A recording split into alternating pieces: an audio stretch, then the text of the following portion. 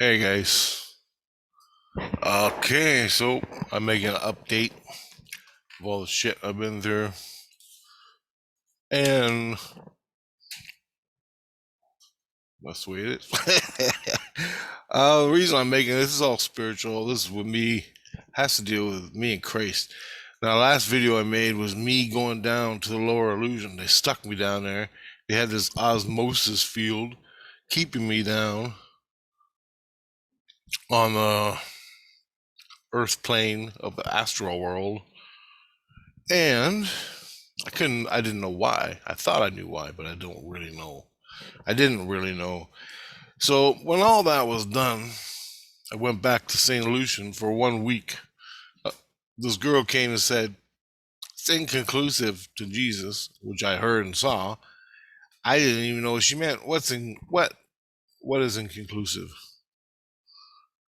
Within an hour, I had to do another 6 weeks down on the lower astral, which is the illusion. I'm not explaining all that. I don't, because it takes too long.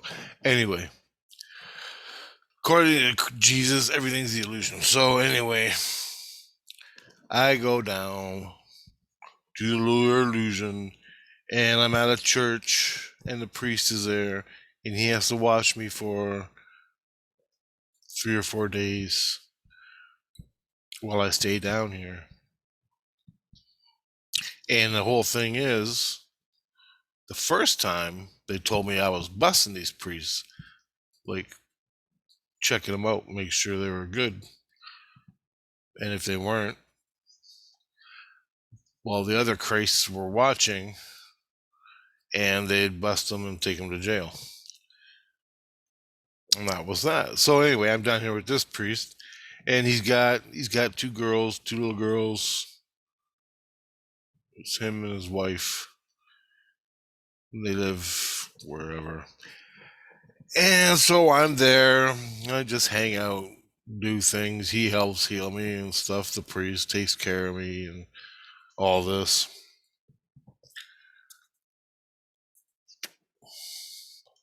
After about 3 days, nothing happened. As far as I knew, like things happen when I'm unconscious, sleeping, so I don't know.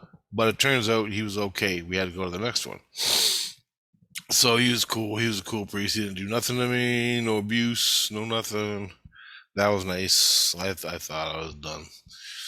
So I go to the next priest, and this is a little different. This is like a hippie house. Notice my teeth? They're moving again. Interesting. Anyway, just thought I'd bring that up. It's like a hippie house, which is, it looks like a bunch of hippies live there. So it's a priest and his wife. Now during the day they open it up to the public, and the public come there, and the kids play in the church. And the church looks like a hippie house. It's got like hippie shit all over the place. And I'm like, all right, whatever. And it seemed really good. And it was really down to earth. It was really nice. It was nice. Like slept in the middle of the floor. It was so nice. And we talked about things. We got pizza and everything, all kinds of good stuff. I didn't see no problems. I didn't see no problems. And we went and saw the Sasquatch because he lives in the illusion. He's always watching me. And he came, so I went and saw him. He got to see him. The next day, nothing, no big drama happened. There was nothing much. But Christ pulled me out and took me back up a little ways and explained to me. So I'm in his little bubble, Christ bubble, my soul. This is all in the spirit world. This is all in the spirit world until I say otherwise, okay? And so he pulls me out. I go up. He explains to me we had to pull you out because this guy was bad. I'm like, he didn't do nothing. As far as I know, he didn't do nothing. And he goes, we were reading his emails to you. And I go, what do you mean you're reading his emails? He goes, we're reading his emails. And he goes, did you read his emails? And I go, nope. And he goes, well, this is what they said about you and your family. So like, it was like me, I came down, my wife came down, and my kids came down because he had kids, and they were all going to play together and have a good time.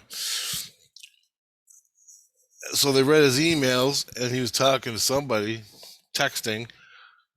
They text in the spirit world. If you got enough money, you can buy a phone and text each other. Well, they were doing this. Turns out this guy was ripping on me like a piece of shit to his friend. You gotta see this chump I'm with now. He thinks this, he thinks that. You know the type. And so he was planning on doing all this stuff. He was telling them what he's gonna do to me, what he's gonna do, and they busted him before he actually did anything. Which was sad for his kids, but then I helped his kids because he's probably doing it to them too.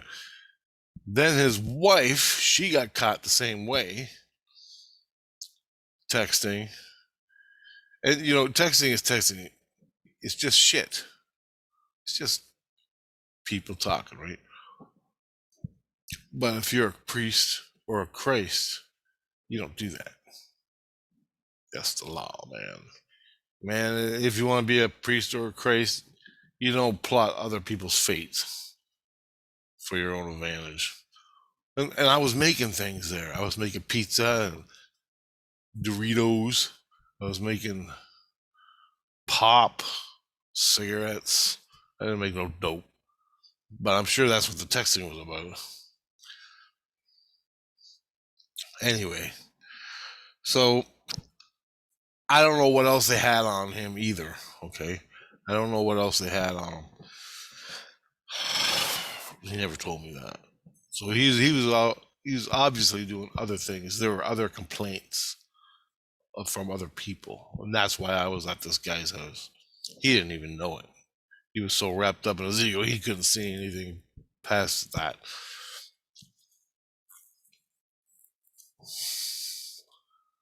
So anyway, I felt kind of sad for the kids because they were nice. Kids are kids, You can't do nothing. You can't blame them for anything. It's all learned from the parents. So after that, he takes me out of there. I go to another priest, and I'm at his house,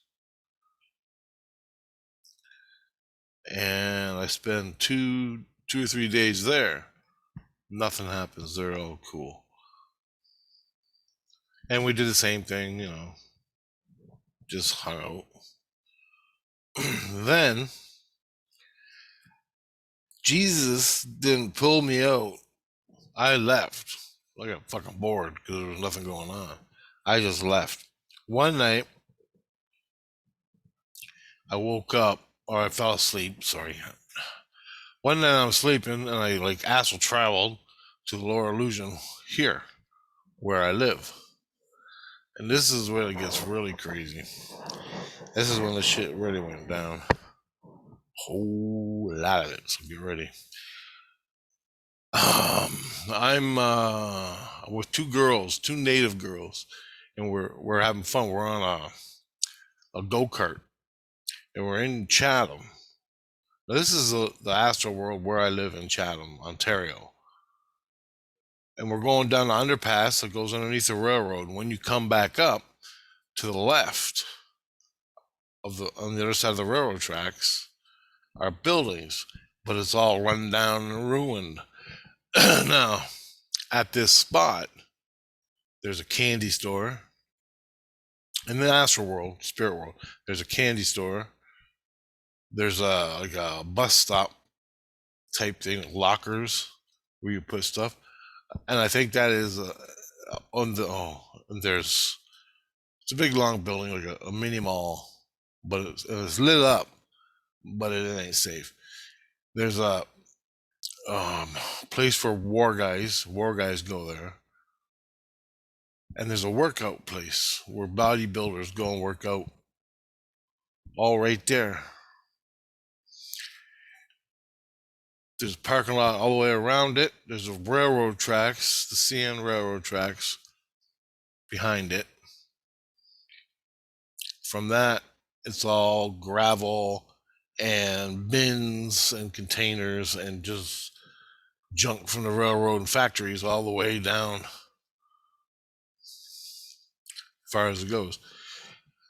And that is a bad place. And the cops know it. And I've been in that place, astral traveling in my dreams, dream astral traveling at that place where I meet rotten kids and other gangs, okay?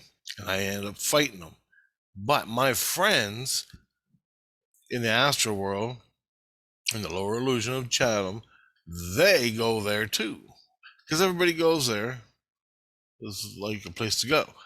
At night, well, one group of kids, my friends, they're nice, whatever, and they're now living in what's called Bollywood, which is in a junkyard, Gold's junkyard, which is down the railroad tracks and is hidden. What they did is they took old junk buses, old junk cars and things in the lower astral, and they turned them into hangouts. So they boarded up the windows, put in a little stove, food, fridge, beds, and that's their apartment. That's where they live. They don't live in houses. They live in there. And that's where I used to live.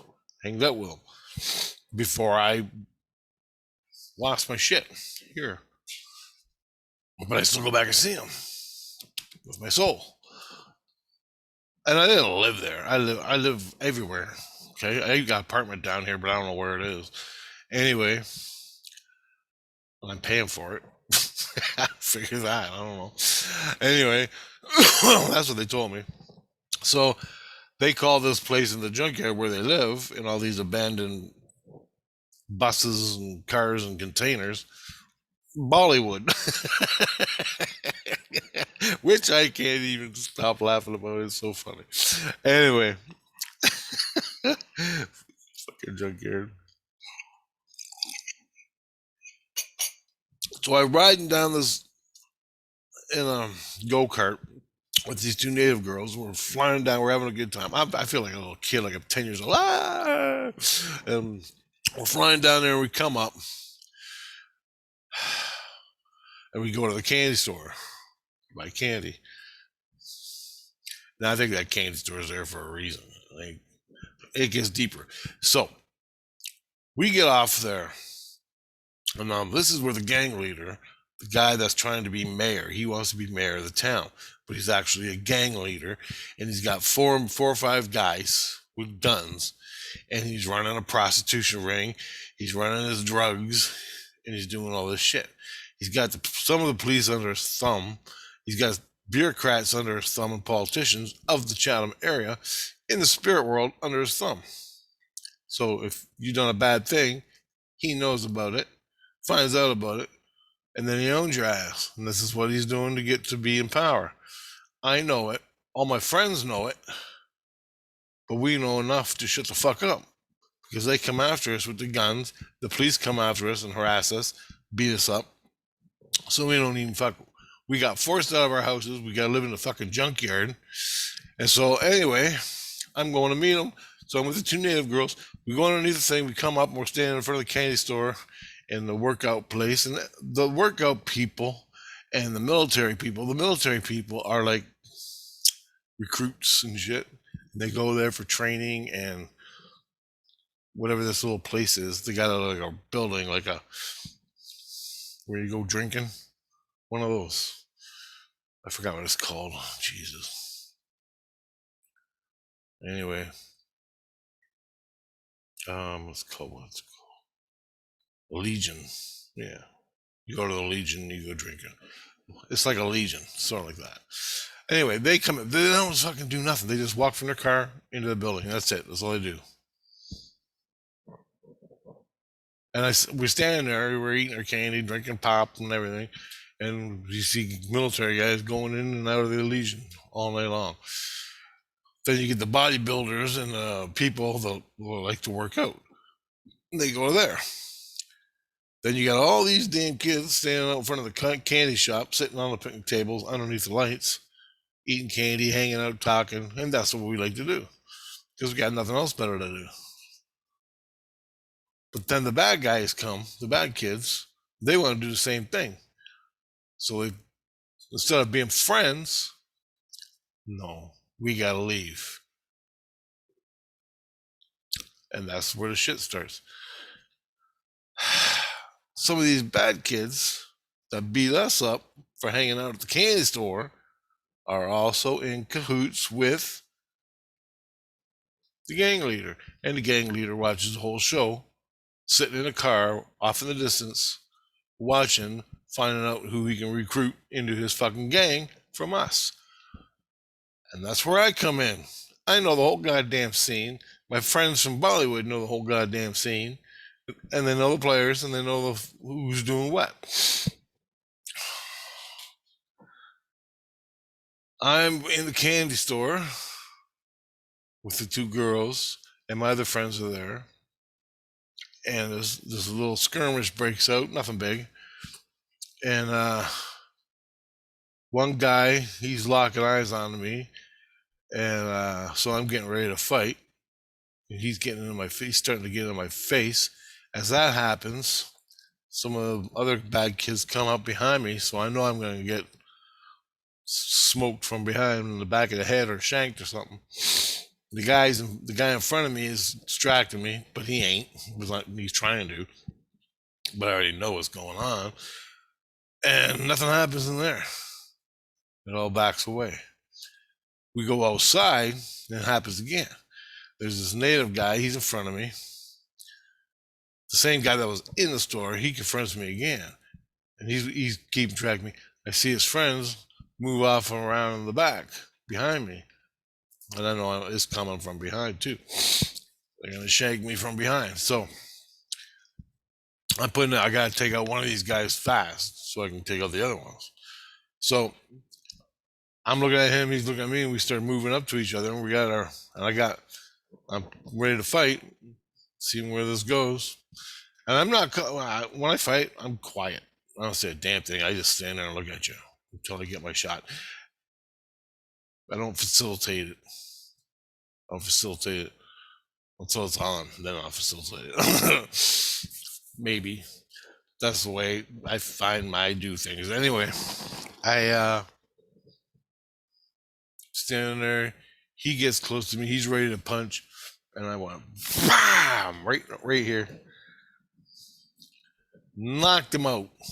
Oh, he's gone. He's out. He's laying there. I turn around real fast, see who's coming up behind me. There's two guys ready to kick my ass.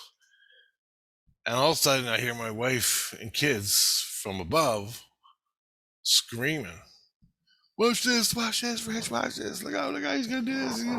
And I had to take him out because there's three guys. I ain't getting jumped on by three guys. This is the way. And they all got fucking knives because they're rats. Rat fucking kids that don't got a clue in their head about fucking nothing. So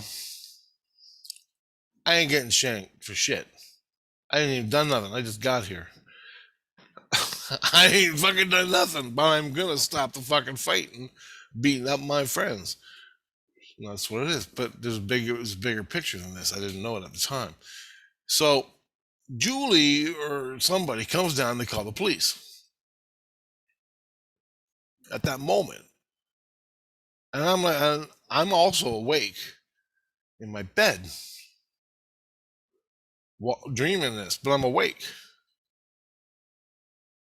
And I see my kids calling, which really freaks me out because that never happened before. Calling the police. So the police come. In an ambulance. The kid's still laying in the dirt, in the mud. They grab the kid, put him in the ambulance, check him out. I'm standing there. I'm being total, happy citizen. And all my kids were telling the story. I didn't even have to say nothing. Jesus comes. Now the cops immediately I threw the first punch. They arrest me. I'm like, fucking whatever. So they threw me up against the car, handcuffed me. I'm standing there. I'm a yes officer, no officer, this officer, yeah. And then my kids, and I told them what happened. I go, well, there's three guys that were gonna fucking, work me over. So I had to take out one of them. One shot. That's all it took. And I turned around to do the rest, and that's when my kids called you to come and stop this shit. Because I don't want to fight. Anyway, but when I do, goddamn, it feels good. It does. It's just the energy. Anyway, I don't look for fights, but I sure as hell break shit up. Anyway, well, you know what I mean.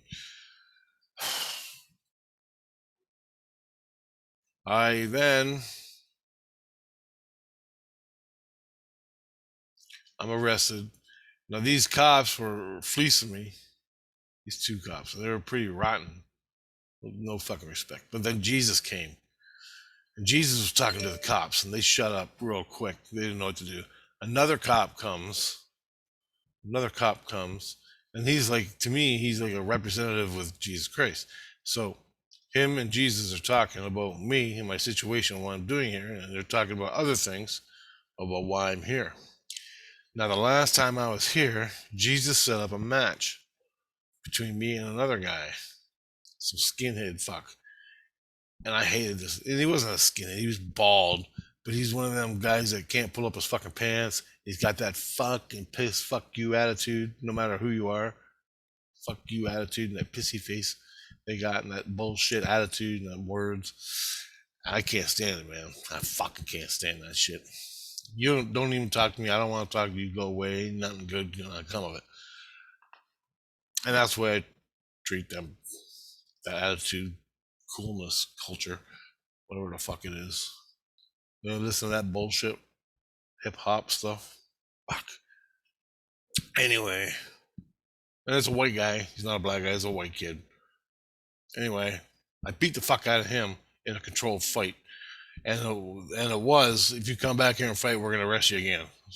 So you had it out with your fucking people you don't like. They agreed to the match. Jesus set up the fight. We had it out. Went to the hospital, both of us, and it was over. And that's the way I looked at it. But in the bigger picture, my shit down here ain't done. That's why I'm here. As I'm being fleeced by these two cops, the new cop comes, the nice cop, and he's talking to Jesus and everybody. And then I started talking to him, and I said, look, I go, you see this place right here? This is the worst place in the fucking town for us kids. We come here because of the candy store, which I think was strategically put there because there's no fucking reason why it should be here. I go, the only lights are from the candy store. Look around. I go, you cops, you pull. I told the cop, I go, you pull in here, doing your rounds, getting complaints. As soon as they see you, man, they run, and they're all right now behind them containers, behind them trees, and it's like a industrial parkland, just junk everywhere, boxes of containers and shit. And I go, they're all hiding back there, waiting till you leave, watching. And then I go, as soon as you leave, they'll come back out and we start fighting again. And I go, you know what? And I told them that. And I told them what they do and where they go. The good cop. I didn't tell the bad cops. Shit. And I knew enough. I didn't want to say a goddamn thing, but Jesus made me. Reveal. I'm like, shut up. You're gonna get me fucking killed, you fucking guy. I go, I don't trust any of these fucking cops. Why in the fuck would I tell them what they need to know what they already know? Jesus. I'm gonna get me and my friends killed. So I'm telling the two little native girls, like my friends, they're not little, they're the same age as I am. They're like 15, 16, 13, something. I'm like, get the fuck out of here. Just go home. As I'm talking to the cop, I realize, oh fuck. I'm blowing the whistle, but I have to. Because in this process of me revealing to the police, I'm setting up chain reactions, which Jesus wants me to do. But I didn't catch it. until I got it. I tell the police what they already know. Oh, Mr. Nice Policeman. Yeah, well, the gang leader that's watching us right now from the other side of the railroad tracks over there where they built the hand grenades, well, they used to, and where the hand that was a place near the sea, near Via Rail. If you go to Via Rail in Chatham, go on Google Earth, right across the building, right across the park, right across the railroad tracks on the other side, you see a big fucking long warehouse. Well, there used to be another one there, but that's where they built the hand grenades for World War II. Okay, Grandma used to work there, but it's all closed down now, and they turned it into other buildings, other things. But the warehouse is still there, and they load the crates of fucking hand grenades on the trains, which went to fucking wherever, Montreal, got in the boats and sent them to the war in Europe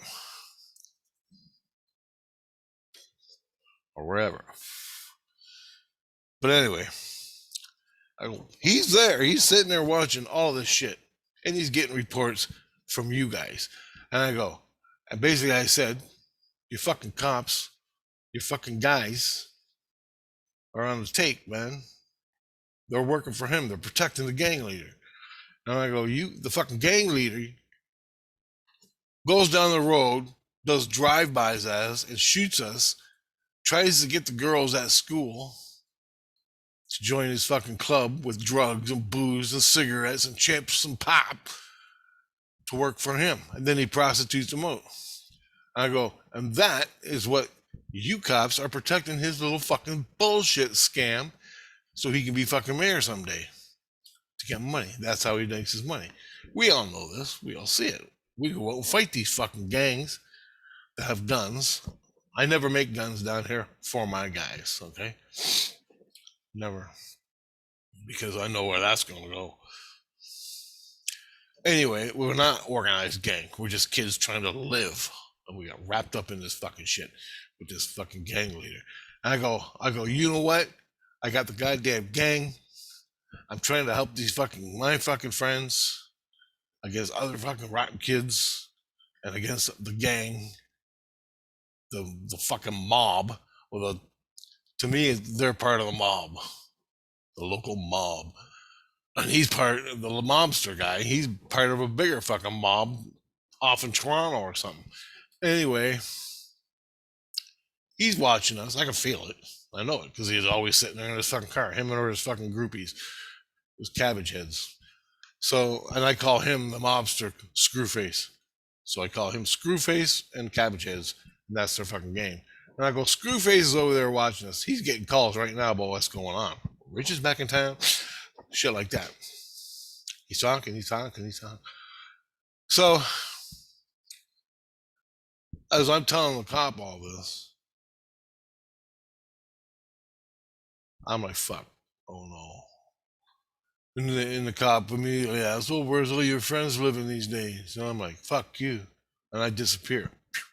And I go, Jesus, shut the fuck up till I get them gone, till I move my friends. So I go to Bollywood, and I'm in a fucking bus, and those fucking kids are sleeping, smoking cigarettes, talking, playing cards, listening on the radio.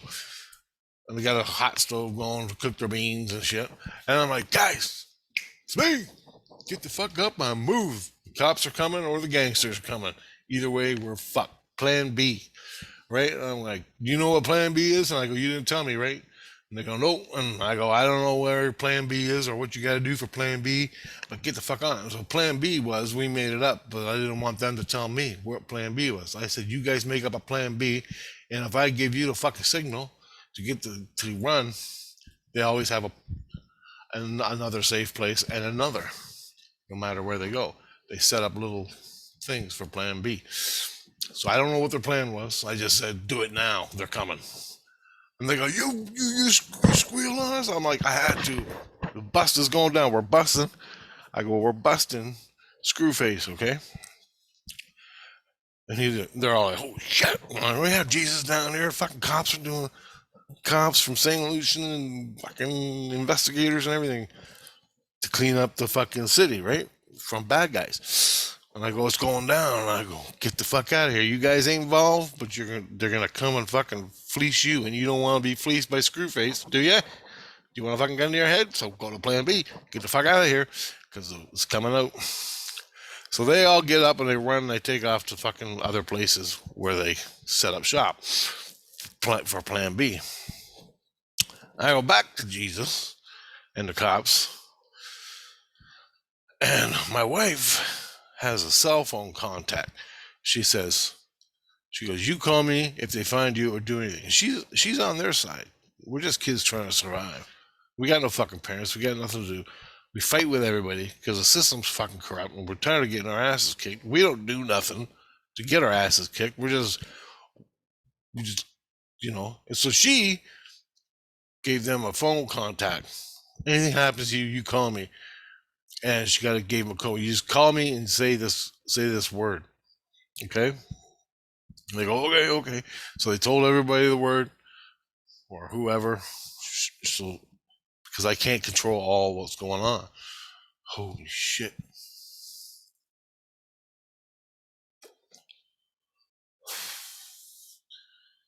So, I didn't go to jail, thank God. And cop let me go. But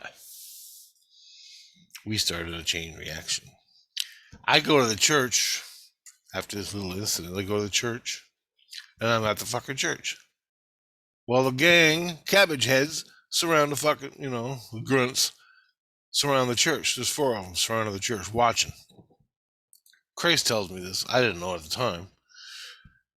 Then, a little while later, Cabbage-Head shows up and says, he wants to talk to you. He wants to talk to you about peace, making peace. I go, there ain't no fucking peace as long as you're in this town. You get the fuck out of this town.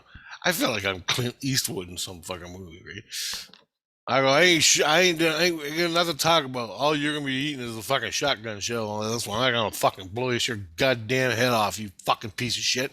And that's I meant it. I told the cops, told Jesus, I go, I see him, I'm fucking shooting him.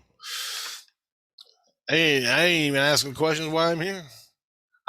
For 50 years, he's had a fucking target on his head, and there's not a goddamn thing I gotta say to him. We don't got nothing to say to each other except death. And I ain't fucking dying. So,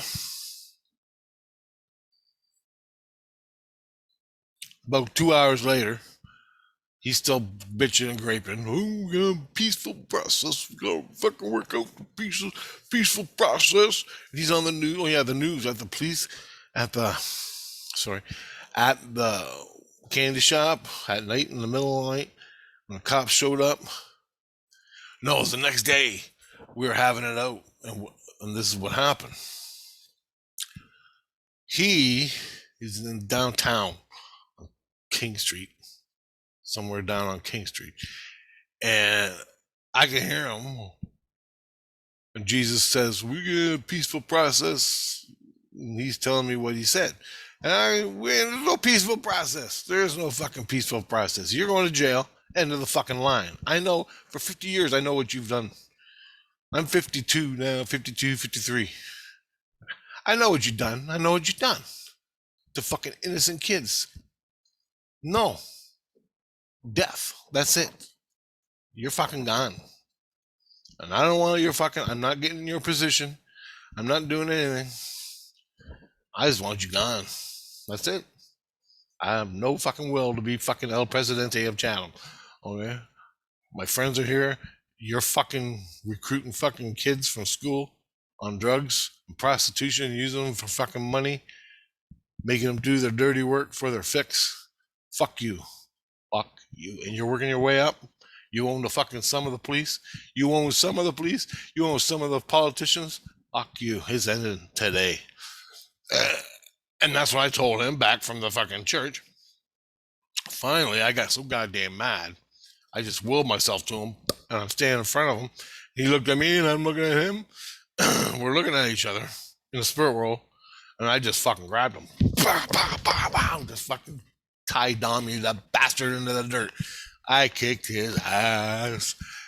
Police trying to pull me off. I just fucking pound. Every goddamn thing. He's a weak wimp. That's why he's got his gun. This fucking guy can't fight with his shit. He looks mean. He looks like Screwface. This is what he looks like. An Irish mob guy. I got nothing against the Irish. Right on. Let's drink. Well, fucking have a good time. Nothing wrong with that. But this motherfucker is rotten. He's just beanie little headed. That's what he looks like. And he puts a fucking smile and plays politician. It's all that bullshit. I just looked down. I beat the fucking shit out of him. Anyway, he gets up. He gave me a couple of shots, which amounted to nothing. And anyway, after that was done, they pulled us apart. Guess who was there? Filming the whole fucking thing.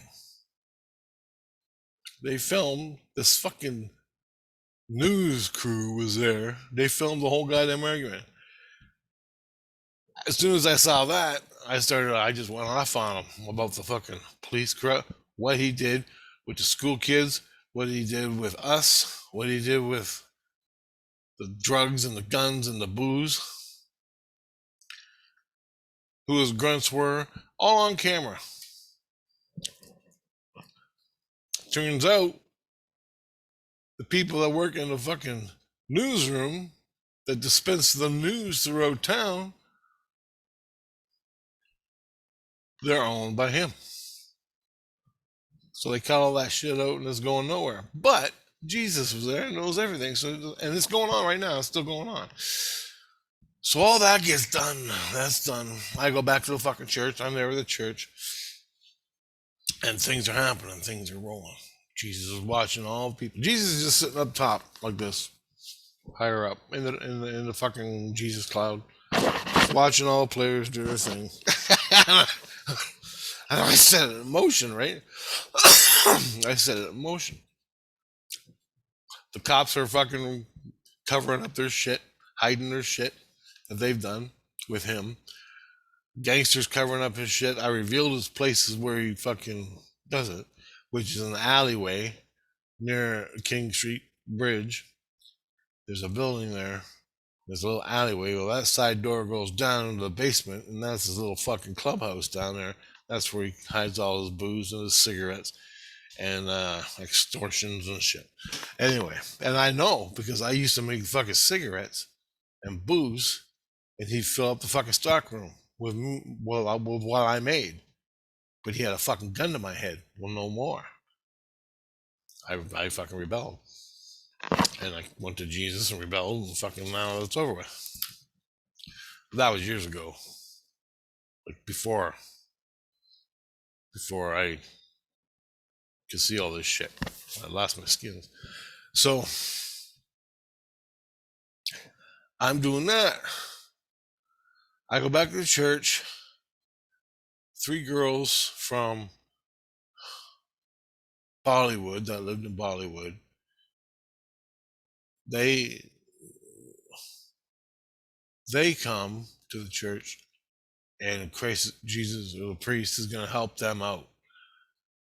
Okay? Now, I needed money for my train set because we needed more machines. Separate story. But it's a long story. I'll make another video about it. But we needed money. So what I did was I asked the priest, I go, look, do you know the police? He goes, yeah. I go, do you know any bounties for any bad guys? So he went and asked the police, and they go, the biggest bounty we got here is of $120,000. And I go, well, I'll catch him. Give me the fucking money. I'll throw you in a couple thousand, whatever, for helping me out. And so he went to the police, got the bounty. I said, you come inside me so I can show you my vision. What we're gonna do is go up in the illusion above Chatham. You give me his name. I'll go to him. I just chant his name. I will myself to him, and I'll point him out. You get the police because you're in touch with the police. He goes, yeah. Go in and bust him. That's what we did. 3 minutes. Took me fucking 3 minutes. So this guy, I remember his name is Charles something. Charles something. I got the name. I went to the guy. I was above him. He showed up as green light, green dot, like thermal imaging. That's what it looks like. Green dot. And his mom lived a few blocks over from where he was, and she was glowing her internet right to him. And I go, that is him, the guy in the green. I go, I think that's his mom, because that's what I felt. So he called the police. The police are moving in. They surrounded the fucking house. The police, cop cars, everything. They kicked in the door, screamed out his name, and he goes, yeah. And they arrested him. And this guy, he has my daughter. She goes, he has snakes for a heart. That's what she said. He has snakes for a heart. I'm like, oh shit. And so anyway, they busted him. Cop came, wrote a check, $120,000 to my wife, and my wife wrote it back, signed it over to the guy that's running my trains, because he needed more machines to make trains. Separate story. But at that was going on, 3 girls from Bollywood came to the priest and told them everything that happened with the police, what happened to them with Screwface and the cabbage-heads over the years. And the rest of the people didn't want to talk for whatever reason, which is their fucking right. But these 3 girls decided to talk. So they told him, they told the priest told him, he told the police. So more shit's going on, more shit's in motion. So they revealed their secrets to the priest, which was revealing it to Christ and to the police. And now they got the whole big fucking investigation going, but they're with Christ and the priest, so they're safe. And the priest is getting them an apartment or something to live in, because they were living in a junkyard. And priest needed money, of course, for his church. So I gave him like $10,000 of the cut from the 120. Yeah. I gave him like 10 grand because he needed it to pay his fucking bills, or the girls wouldn't be able to live. So I gave him 10 grand. Everybody's like praising me. Yay, thanks, man. I'm like, yeah, whatever. Anyway, so I go, you're cool. The priest. Because if he wasn't, he'd be going to fucking jail. Because I spent days with him and he didn't do nothing. So anyway. Well, no, I didn't. That was a new one. That was a new priest. I was going to deal with priest. So anyway, I don't know about this guy, if he's good or not, but I gave him the money because he's doing good things and it's all good. And he needs it to pay his fucking bills and for the fucking church. And I go, you better not be on a fucking tape for that fucking gangster. And he said he didn't. And I go, that doesn't even matter what I think. Just fucking be cool. Because Jesus is fucking doing an investigation down here and he's looking for bad guys. I go, you screw up once and you're gone. Anyway. You wouldn't believe it. You know what blows my mind? As I go to these places today, over by the VIA station, there's a place called, you go have lunch, a diner, Jack's, it's along there. Right there where Jack's is, and Napa, on Google Earth. There's Jack's restaurant, Flapjacks or something. Me and my mom go there to eat breakfast. There's a Napa. There's something else. That's the spot. But it's a little different. Exact spot. Damn, if Dan was here, he'd tell you. Blows my mind how the spirit world is so damn close to physical reality. You see all the ghosts running around in your fucking building? That's what it is. That's what I'm telling you. If you were at Napa working the night shift and there's ghosts and noises going on, well, it was fucking me with the fucking police outside with the kids having a goddamn fight. I got fucking World War II recruits going to a fucking Legion to have a beer, and they're all dressed up like in their World War II uniforms, getting ready, God damn, it's weird. It's like old days drifting into on the earth like that. Oh, it's weird. And you hear it. That's what blows my mind. Back to the illusion, back to the spirit world. So that night, I didn't get no sleep. This is what I did. I slept all fucking day. But I wasn't sleeping. I was doing this. All day went by. I watched a hockey game. I go to bed at fucking 11, 12, and I'm back in a fight. I'm laying there. And I'm trying to account for what happens. All of a sudden, I'm being pulled out by Christ. Now, it's white. This white energy comes down on me. White energy. Whoop! I start going up. And I'm in Christ's bubble. I can't see a goddamn thing but white. I'm in a white bubble. Forever. White. That's what it seems like when you're with Christ. And it's the big guy, but I didn't know. Super Christ. He's way up on 13, 14, 15, 16. This guy. This is the guy, my go-to guy when I'm in shit down here. He pulls me up. And so I'm like, what am I doing? He goes, just go to sleep. I'm like, all right. So I went to sleep. So I'm trying to go to sleep, literally unconscious to go to sleep. So I'm trying to go to sleep, unconscious sleep, like a normal day for me and you. As I'm laying there, I'm thinking about my fucking trains and how I'm going to solve my problem with my train set, because we're starting a business up, like a hobby shop business, but it's bigger than that. It's huge. And I'm trying to solve this problem. I'm thinking about it, and I don't know. He didn't tell me nothing. I'm thinking about fucking trains, what I got to do. All of a sudden, I see an arm wrestle, arm wrestling, like this, right in my face, just like that. This is what it looks like. I'm arm wrestling someone. Just, it ain't me. I'm just looking at two people arm wrestling, and I see two fucking hands arm wrestling, and they're shaking. It's like opposing forces arm wrestle, and it's shaking like that. And I'm looking at it, and I'm like, what the fuck is this? I'm like, what the fuck is this?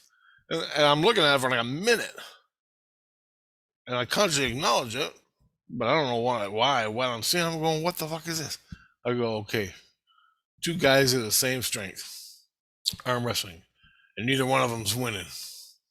I'm going, yeah. I'm going, I'm just thinking to myself. I ain't even asking questions to Jesus or anything, because I was thinking about trains just a minute ago.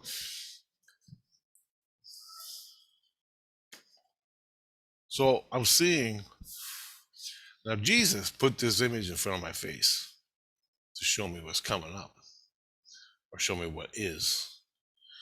He's showing me what is. I'm going to tell you what it is. I'm seeing the arm wrestling. All of a sudden, it goes away.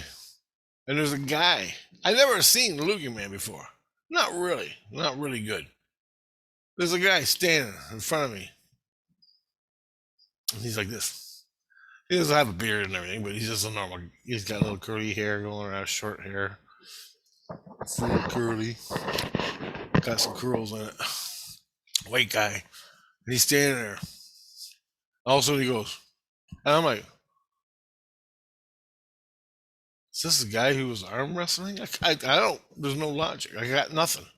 In my ego, I'm not even asleep yet. I'm just laying in bed watching this. And I'm looking at him, and I'm thinking, am I dreaming him? And all of a sudden, he goes like that. And I'm like, nope, that ain't a dream. Because usually I can control the dream. But this guy, he reacted on his own behalf, and he put up his fists, right? And I'm like, holy shit. And all of a sudden he went, bang, bang, bang, bang. He just fucking started punching me. Boom, boom, boom, boom. Like hard, really hard. And I'm like, is that all you got, bitch? And I snapped out of it. I realized this ain't a fucking dream. Fight, asshole, fight. And all of a sudden I realized, the arm wrestling, all of a sudden I realized this is Loogie Man that's always yelling at me from fucking zero, because because he's been zero for like a month, 2 month and a half, yelling at me, and he punched me 5 times in the fucking head. So he got me here, he got me here, one of my sides here and here, and my jaw. Punched me like 5 good shots before I even fucking register what I'm doing here. Finally, it fucking clues in. I fucking grab him, pow, pow, pow, pow, and just start fucking beating the shit out of him. As soon as he starts catching I knocked him off guard. He starts getting back and starts punching me again. I trip the fucker. As he's falling to the ground, I'm punching him. He's on the ground. I'm beating the fucking shit out of him. And then he's on the fucking ground. He ain't moving. So I figured, okay, that's it. So I step back. As soon as that happens, and he's yelling at me, I'm thinking, because they caught me off guard with the first one, the fucking arm wrestling, and all of a sudden he showed up. I was thinking about fucking trains. Here I am getting my ass kicked. I'm like, fuck this. I don't know what's going on. Until I know what's going on. Shotgun. Bam. No, I got a machine gun. So I pulled my machine gun from wherever it was. It's in my hands now. And I turned around real fast. And as I turned around, I screamed, Tia. I go, Tia, like this, right? And what Tia is, the Loogie Man's getting up, ready to do round 2. I turn around, and I'm scanning through the light, and I got like a 2-time scope on the machine gun, and all of a sudden I zeroed in on another guy way off the distance, standing there. I didn't shoot him, because he wasn't doing nothing, but standing there, and I don't know who he was, and I didn't know who was coming up behind me to shank me, so that's why I called Tia. And I don't even know if Tia's coming. But whatever. So I'm scanning the horizon, and it's just white. A white fucking floor, white bubble. And there's other people standing there, they're all watching. But they're quite a distance away. So I put the red dot on them, and I'm ready to fucking fire. And I don't know what's going on. I'm just checking out. I just need something, for the people to back off so I can account for who the fuck's gonna kick my ass. I called Tia. I don't know if that's gonna happen. All of a sudden, I heard a fucking noise, and I turn around. I put the gun down. I turn around. Tia grabs fucking Loogie Man, throws him to the ground, takes his fist and goes, wow! Tia's the fucking Sasquatch I met in the illusion. And he just protects me. I don't fucking know why. I have no reason why he protects me, but he does. I'm going to use it. He punches this guy in the fucking Loogie Man. He punches Loogie Man in the fucking chest. Loogie Man like, then he gets up and he stomps the fucker right in the chest, right here in the waist. Stomps him, and he goes, now what does the floor? And he goes through the floor like that. And Tia's standing there, stomps him in the ground, and then Tia leaves, just disappears. I'm like, fuck. This Loogie Man is stuck in the floor, and his back is broken, his spine, because he's laying on his stomach, and Tia smashed him into the floor. So his legs are sticking out here, and his fucking head's sticking out here, and he's stuck in the floor like this, and he can't move. He's like, I'm gonna fucking kill you, Richard. I'm like, fuck, shut up. I'm fucking scanning their eyes and looking. I don't know what to do. And so I walked over to Luke, man. I put the gun on him, ready to shoot him, but I didn't shoot because he's fucked. And that's the rules, man. It's like hockey. When you're in a hockey game and you're fighting, as soon as the guy goes down, that's it. It's over. So I didn't shoot Luke, man. I didn't beat him up or anything. Every time I did, when I knocked him down the first time and I was beating him up, I stopped fighting. And then when Tia kicked his ass, I could have fucking came and bludgeoned his head in even more, but I didn't. So he finally gets out of the crack and the smash on the ground. He's laying there, and we're arguing. It's weird. And we're arguing, and he's yelling at me.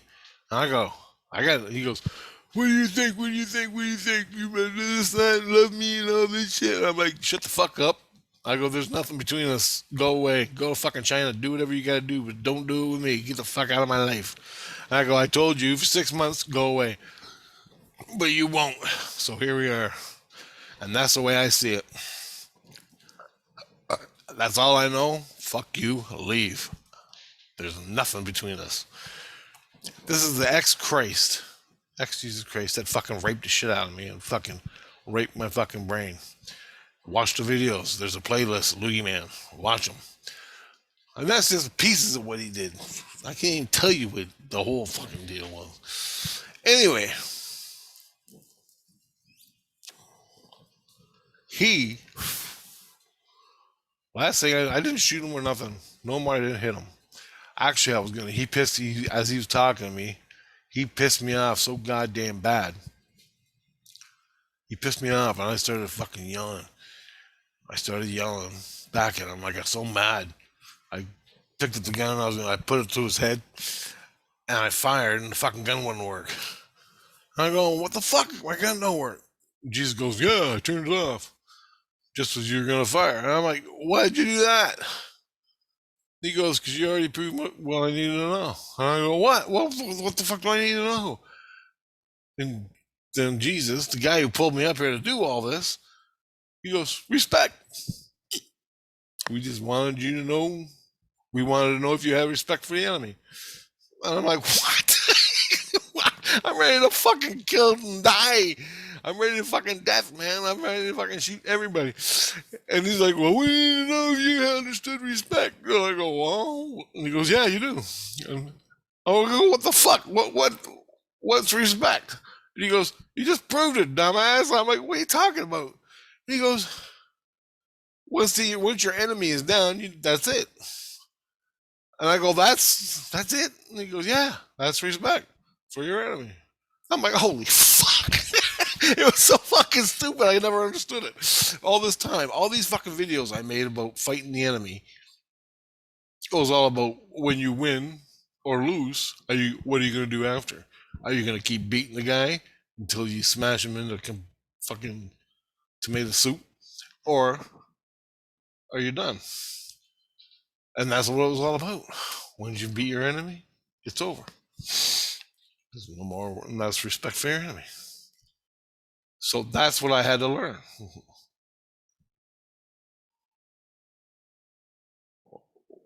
That's what I've always done. There's never been no fucking different. And I had a big argument with Jesus about that. I go, why are you Jesus Christ? How can you be Jesus Christ and you don't know this shit? You don't know that I know this shit. Well, I need to prove it for everybody to see. I'm like, all right, whatever. I go, fuck. It's a fucking every night in a hockey game. You're playing road hockey, you get in a fight, the guy fucking, what? When I was at the street with the cops that you pulled me out of when I was down there with the cops and I punched that kid in it. I just punched him one time to keep him, I got 3 of them to beat up. I gotta fucking start somewhere. Fucking 2 gonna shake me from behind and I got this fucking idiot grabbing my attention. So I took him out. And he goes, yeah, total respect. Your enemy. You respected your enemy. I go, oh, for fuck's sakes. I go, get me the fuck out of here, dude. Unbelievable. I go, you're the go-to guy, Super Jesus, right? And he goes, yeah. And I go, what? He goes, we're learning you, and we're doing an investigation, catching bad guys, bad priests and bad Christs and rapists and fucking psychos. And then he goes on to tell me about the priest and his wife at the hippie house church. And I'm like, holy fuck. And he goes, yeah, you're down there. He says, you're cleaning it up. There's many facets to this investigation. Not just, he goes, we're doing you too.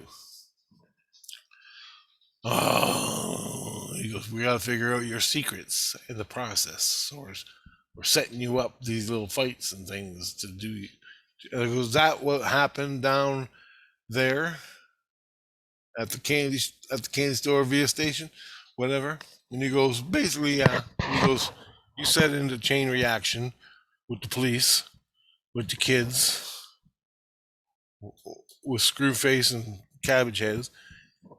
You got the whole gang running. They're all running like rats. And I already know who they are and what they're doing. I just got to prove it. And he goes, I'm not allowed to go in the illusion, but they're not doing this in the illusion. Unbelievable, man. Unbelievable. I'm like, whatever. So I go back down to the church. Back down to the church.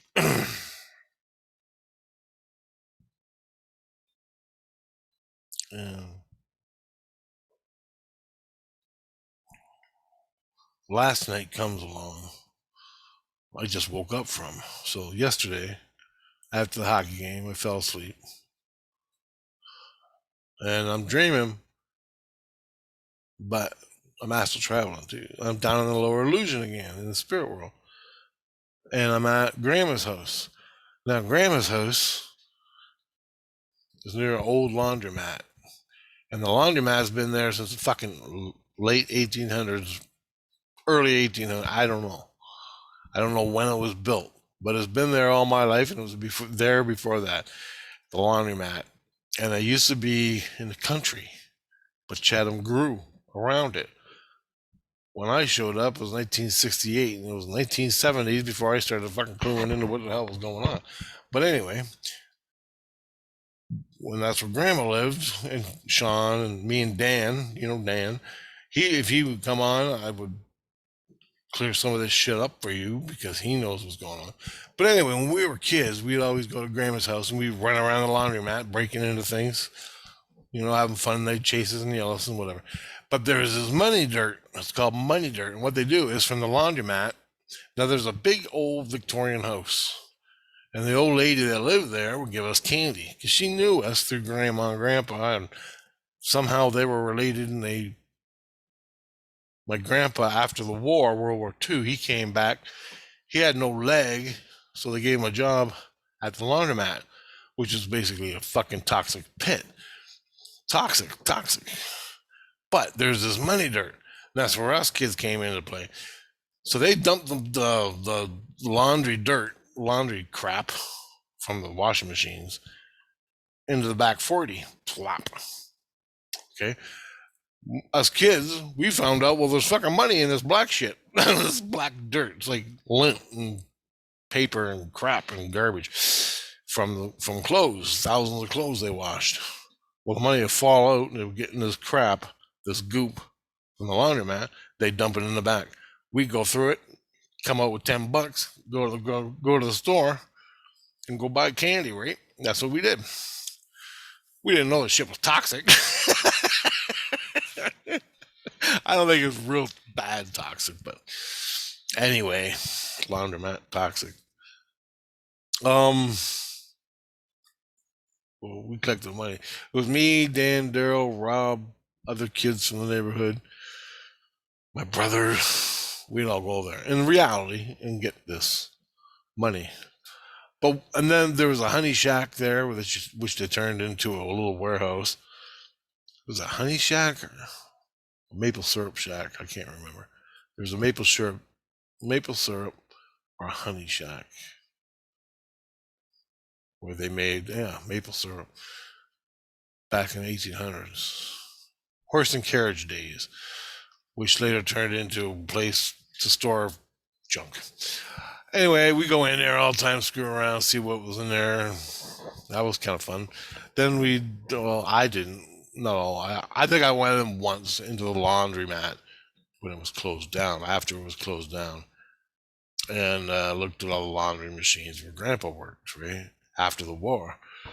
And now this place, Grandma's house was here, old Victorian house, and the laundromat.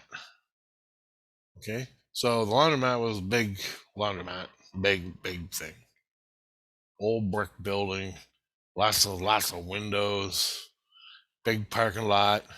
In the middle was the old Victorian house, and over here was Grandma's house, where all us kids hanged out. Well, we bleed over and mess in here.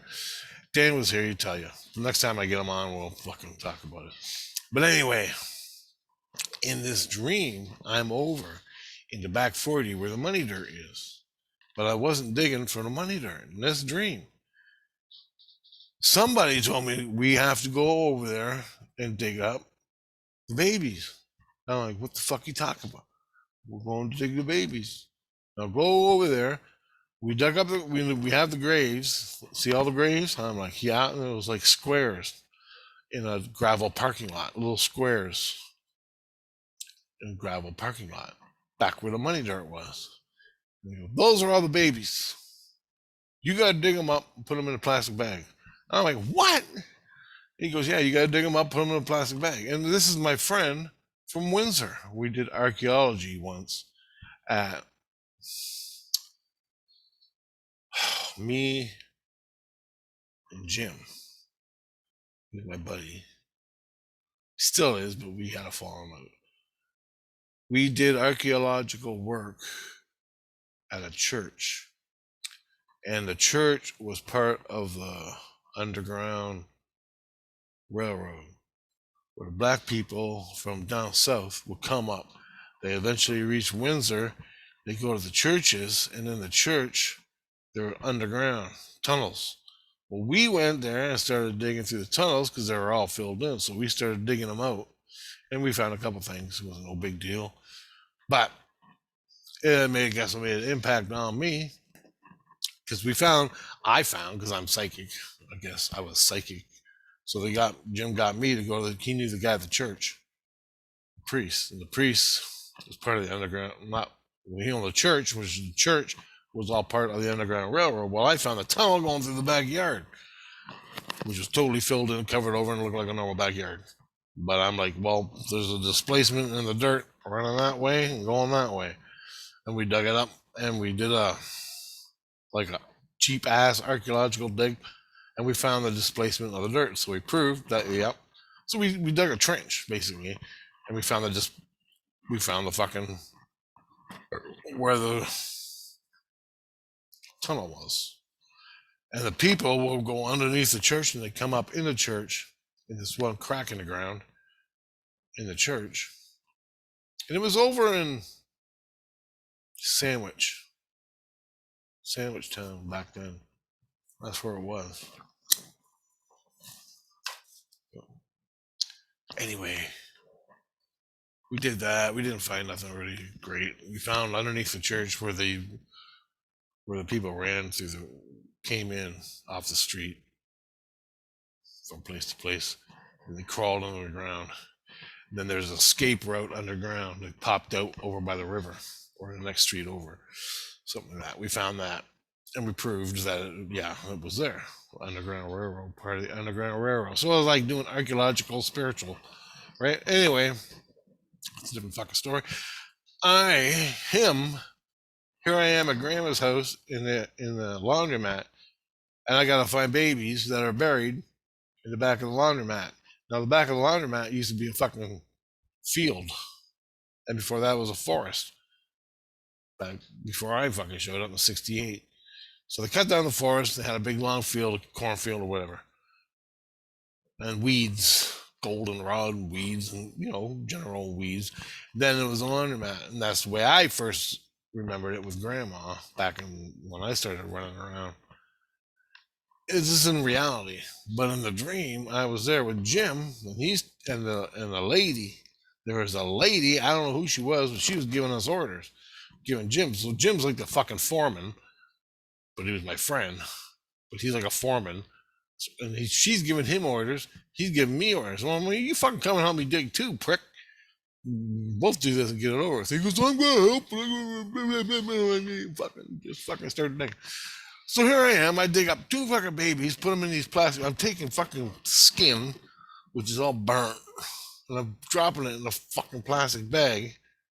And I'm taking the baby skull, what's left of it, and the teeth part, or not teeth, bones, little bone chips and shit, and burnt skin. I'm dropping it in the bag. And I'm thinking to myself, this is fucking gross. This is fucking bad. This is not good. Like, in the natural law of things, but it's an investigation because we need to do it. I don't even know why I'm fucking doing it. I'm just doing it because they told me to, which is stupid. But it's a part of the dream, right? So anyway, I'm doing this. I'm bagging. I did two of them. I identified more. I did my psychic shit, and Jim goes to me. He goes, "Who was this person? How did he die?" And I'm like, "Well, fucking, I wasn't there." And he go and use your psychic shit. Tell me. And I'm like, "Well, fuck, whatever. I don't know. Give me a minute." But I was still digging up baby parts, and I identified more graves that they didn't know about. And then after that, I woke up in bed. Everybody's fucking yelling at me. I tell Jesus, what the fuck is I've been dreaming about?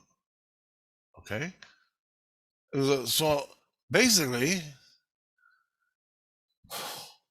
when I was born, before I was born, back in the old horse and buggy days, when all these new people came to Canada back in the 1800s, they set up shop. They were all Catholics or whatever, Christians and Catholics and nuns and priests.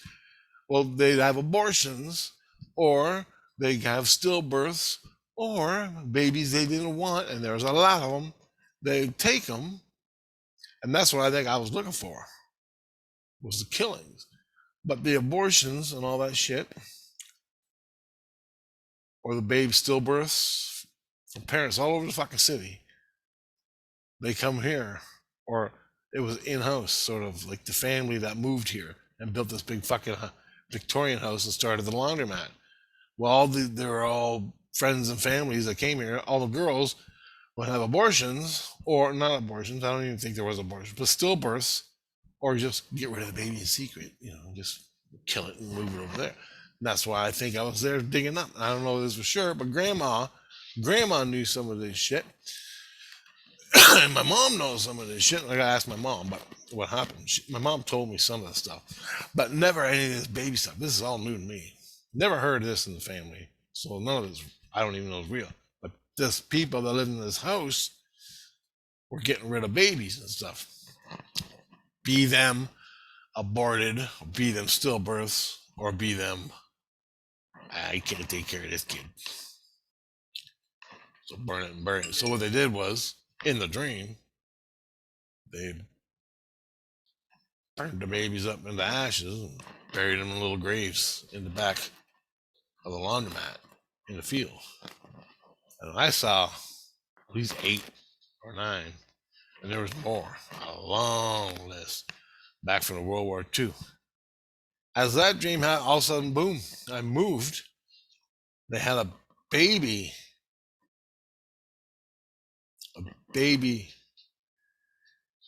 and I was in Nazi Germany. This is during the same dream. I'm a guy from this house beside grandma's, and it's related to the family, my family, Dan's family, my aunt, and grandma, who died and was with Jesus. So he talked. I'm working with all that. I don't even know what the fuck's going on at this point. I'm telling you now. I just found out. I'm in a submarine. I'm a Nazi guy, and I want to leave Germany. And I'm in a submarine, and I got a baby, and the baby is sick, and I have to go to North America, Canada, or North America.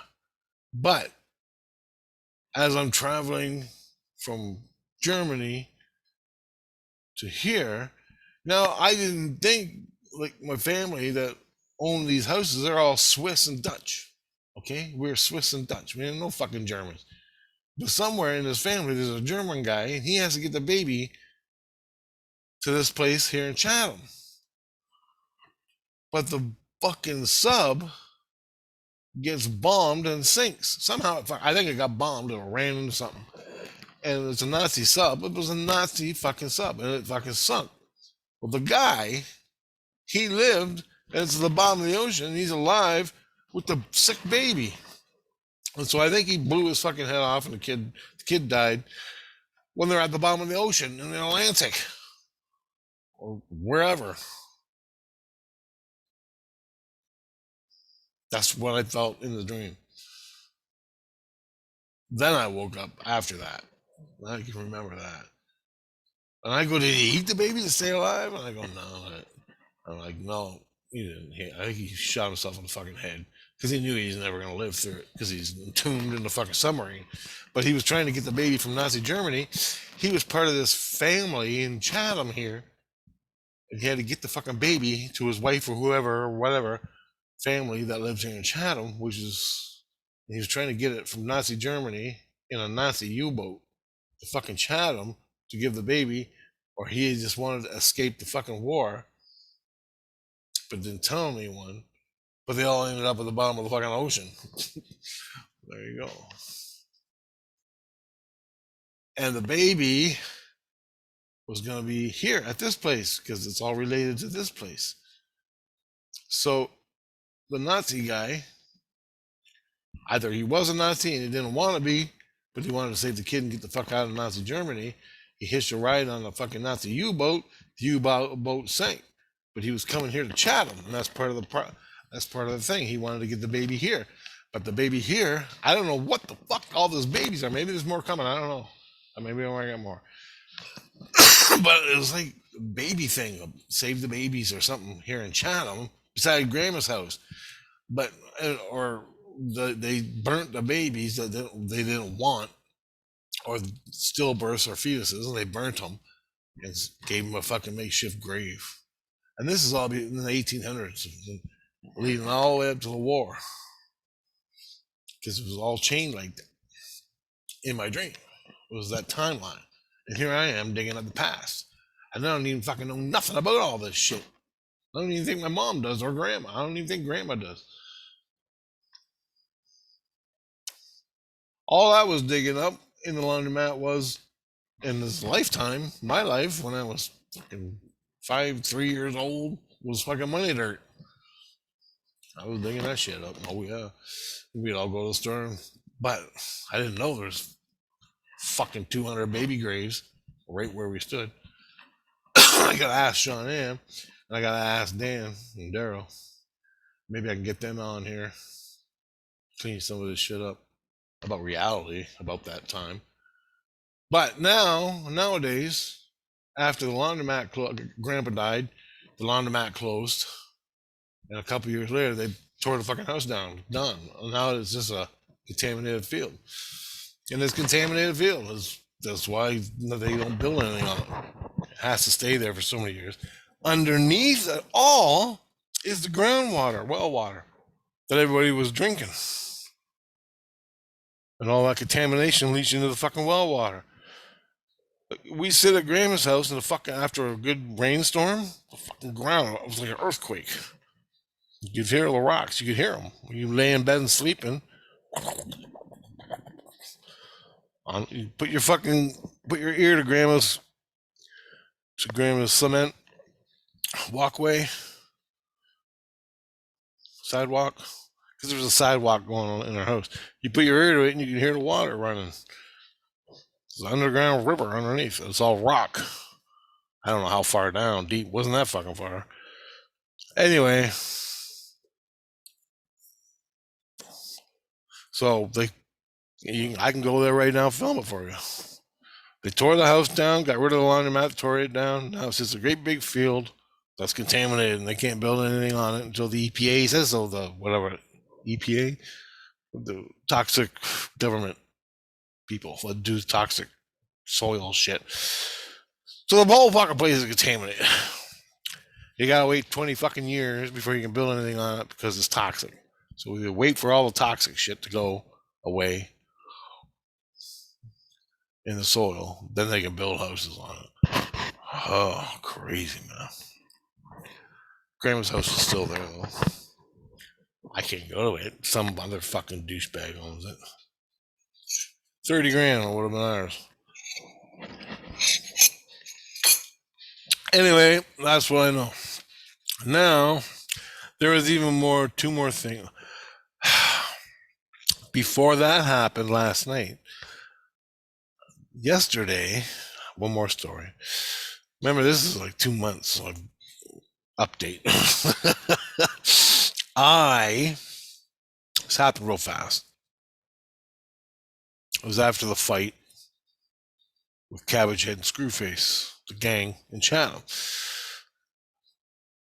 I was waiting to fight Screwface, so I didn't know who I was fighting. But all of a sudden, whoosh, I whoosh down and I'm in a field.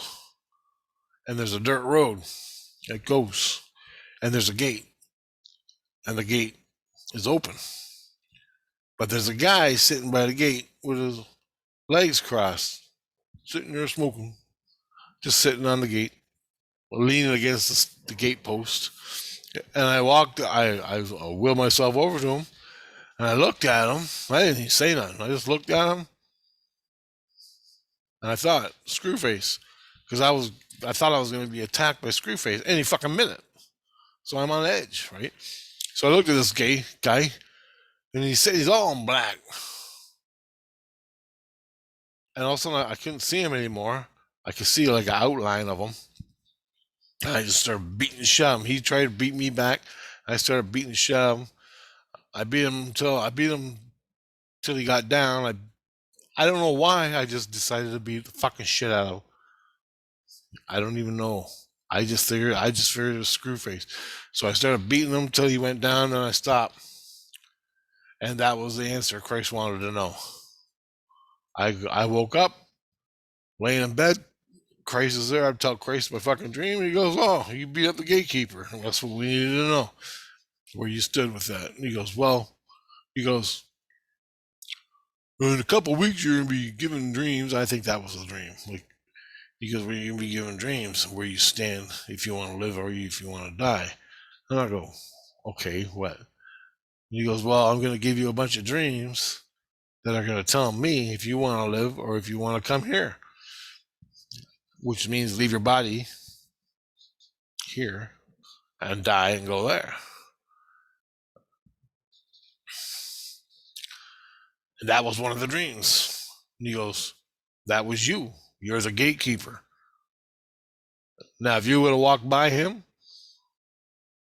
and went through the gate, we would have known the answer. But you didn't. You walked up to him, you beat the shit out of him. And I go, is that a good thing? And he goes, yeah. It means you want to stay where you're in your body. And I go, fuck. That's great. And I go, who's the gatekeeper? And he goes, you're the fucking gatekeeper, god damn it. I go, fuck, I didn't know. So I beat myself up. I beat up my future self. I'm fucking staying here. So, and then this is all like in the next weeks. I guess I got more dreams coming if I want to stay here or die, because I don't give a fuck. I got nothing to live for on this fucking earth. All the dreams I can't achieve. Or maybe I can if I win the 10 million in the lottery again. I can achieve something. But, but I did everything if I wanted to do. I didn't have to come here in the first place. That's crazy, man. So that's what I've been doing the last. And I got one more thing I gotta do. I gotta write this down right now. The book. I'll make another video tonight. I don't want this to be too long. So now what the book is about, before that dream happened where I beat up the gatekeeper, which was myself, the book, I had a book and it was open and it was being written. Okay. Over here was another book and it was being written, but both the books were merging into one another to become one. So this book and this book were merging in to become one. My spiritual self and the physical are becoming one. And when that happens, there'll be no more something like that. I don't know all this shit yet, but I gotta work it out. I got it. I just don't want to put it in the words yet. And you know what I'm talking about, if you do or you don't. But Christ says, if the book becomes one, you are going to die. basically. And he goes, "That's why you're having these dreams. That's why I'm giving you these dreams, because I gotta know where you're standing, where you need to stand, and what your decisions are." And I go, "Fuck, you and me both. I don't fucking know what to do. I don't fucking do nothing. There's nothing to do." So I don't know where I'm standing. Maybe I'll be dead tomorrow. I don't fucking know. But the book was really important because it had more to do with other things, and it's really cool. Really cool. So I'm gonna go through the book, and that happened yesterday night, or no, the night before, Monday night. It's Wednesday today. So that happened Monday night. And I wanted to write it, I wanted to make a video for it, but I didn't fully understand what was going on. But then I thought about it again when I woke up, and I got it. I just can't remember it. It's hard to put into words. And it's not about it's because we had a big discussion about it. And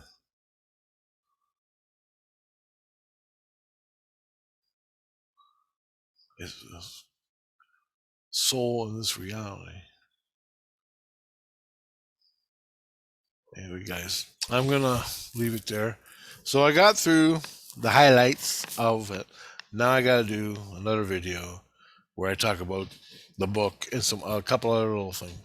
I wasn't even gonna bring up the gatekeeper, but I figured that was pretty fucking important.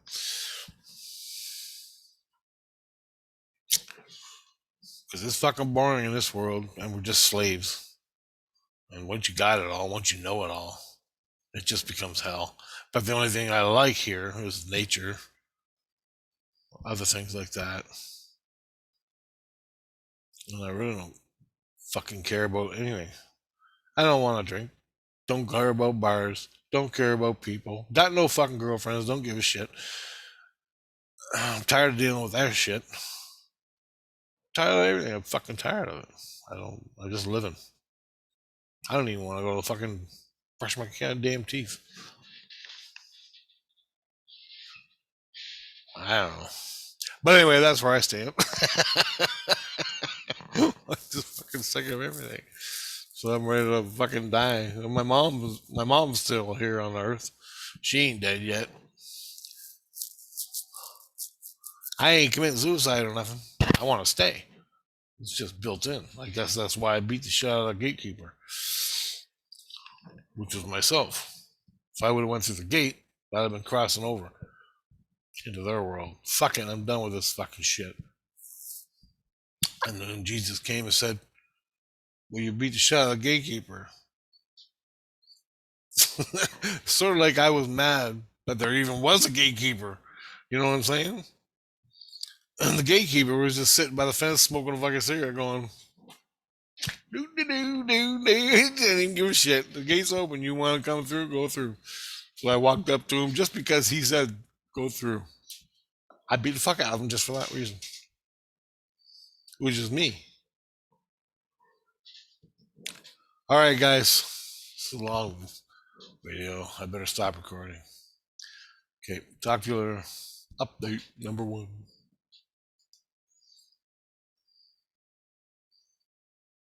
I should stop this first, right? Stop recording. I guess I'm done.